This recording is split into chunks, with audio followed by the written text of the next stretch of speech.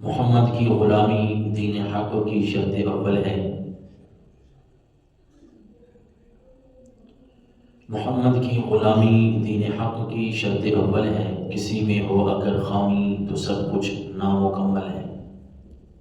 اگر جنت میں جانے کا ارادہ ہو تمامی کا،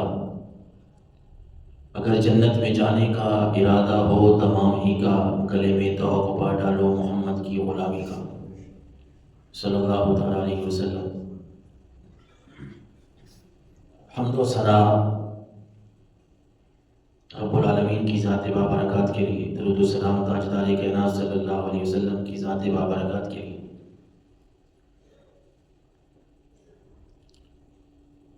نئے سال 2025 کا پہلا جمعہ، اللہ تعالیٰ وہ اسلامی سال کے حوالے سے اگر بات کریں کہ محرم الحرام سے شروع ہوتا ہے یا یہ عیسوی سال ہے، کوئی بھی سال ہو، یہ تمام امت مسلمہ کے لیے رب العالمین برکات والا یہ سال بنائے۔ ہر لمحہ، ہر لحظہ، ہر مہینہ، ہر سال امت مسلمہ کے لیے عروج والا بنا دے۔ اس امت کو اللہ تعالیٰ ان تمام گناہوں سے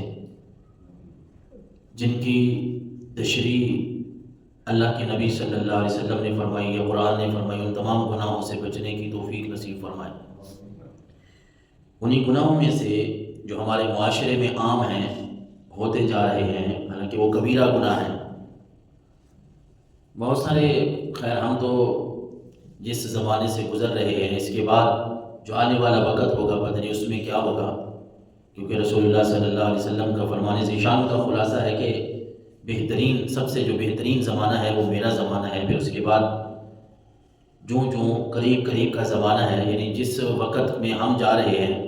ہم سے جو آگے آئے گا اس میں مزید گناہ، اللہ کی نافرمانیاں اور ایسے بہت ساری چیزیں دیکھنے کو ملیں گی۔ اس وقت ہم جس ماحول میں جا رہے ہیں تو اس طرح محسوس ہو رہا ہے کہ مسلمان وہ گناہ جو اللہ نے اور اللہ کے نبی صلی اللہ علیہ وسلم نے جن گناہوں سے سختی سے منع کیا ہے، شاید کہ آج کے مسلمان جو ہیں وہ الا ماشاء اللہ باقی سارے جو ہے ان گناہوں کی طرف اس طرح کھینچے چالے جا رہے ہیں جس طرح کوئی دھکے کے ساتھ لے کے جا رہا ہے۔ اور اس کی وجہ بہت ساری وجوہات ہو سکتی ہیں۔ ایک وجہ یہی ہے کہ ہم اللہ اور اس کے رسول سے جب دور ہوں گے نا، ہم قرآن سے جب دور ہوں گے، رسول اللہ کے فرمان سے جب دور ہوں گے، ہم جب مسجدوں میں آنا بند کر دیں گے نا، تو پھر یہی حال ہمارا ہوگا کہ پھر گناہ کوئی محسوس ہی نہیں کرے گا، پھر گناہ کو لوگ گناہ سمجھیں گے ہی نہیں۔ انہی گناہوں میں سے ایک بڑا گناہ ہے سود کا، بہت بڑی لعنت ہے، بہت بڑا گناہ ہے۔ اسی کے بارے میں آج قرآن مجید فرقان حمید کی چند آیات اور احادیث مبارکہ کا ہم سبق پڑھیں گے، سمجھنے کی کوشش کریں گے، بلکہ سمجھ تو ہے، اس کو دل میں جگہ دینے کی کوشش کریں گے کہ اللہ اور اس کے رسول صلی اللہ علیہ وسلم نے اس کے لیے کیا فرمایا ہے۔ سب سے پہلی حدیث مبارکہ تو اس بارے میں اللہ کے نبی صلی اللہ علیہ وسلم کی ہم یہ سنیں کہ رسول اللہ صلی اللہ علیہ وسلم نے فرمایا، جو سود کھانے والا ہے، وموکلہ یا کھلانے والا ہے، وکاتبہ اور اس کا لکھنے والا، وشاہدہ اور اس کے اوپر گواہی دینے والا، وہ گواہی دینے والا لینے والے کی طرف سے ہو یا دینے والے کی طرف سے ہو، اللہ کے نبی صلی اللہ علیہ وسلم نے ایسے سارے لوگوں پہ لعنت فرمائی ہے جو اس گناہ میں ملوث ہوتے ہیں۔ لعن رسول اللہ، اللہ کے نبی نے سود کھانے والے، کھلانے والے، اس کو لکھنے والے، اس پر گواہیاں دینے والے، سب پر اللہ کے نبی نے لعنت فرمائی اور فرمایا قال ہم سواء، یہ سارے اس گناہ میں برابر کے شریک ہیں۔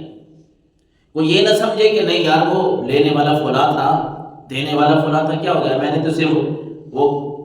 اپنے قلم کے ساتھ لکھا ہی ہے۔